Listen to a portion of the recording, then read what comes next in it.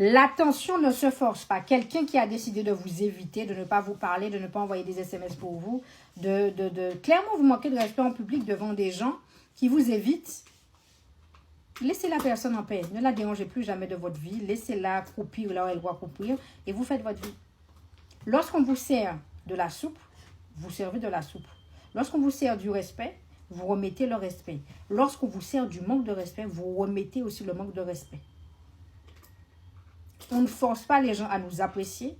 On ne force pas les gens à nous prendre en amis. On ne force pas aux gens de nous suivre dans nos décisions. On ne force rien aux gens. Mais par contre, tu as le droit toi aussi de ne pas vouloir rentrer dans le jeu de ces gens-là. Donc, c'est-à-dire les éviter. Lorsque quelqu'un t'évite, tu ne le déranges plus jamais de sa vie. Couple, amour, famille, belle famille, camarades, connaissances, frères, sœurs, collègues, on s'en fout. Tu m'évites, je t'évite. Tu ne me calcules pas, je ne te calcule pas.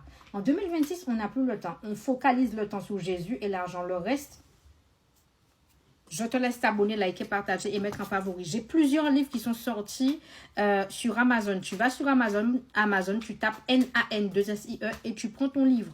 Ok, il y a beaucoup de livres qui sont sortis. Fais-toi plaisir et prends ton livre.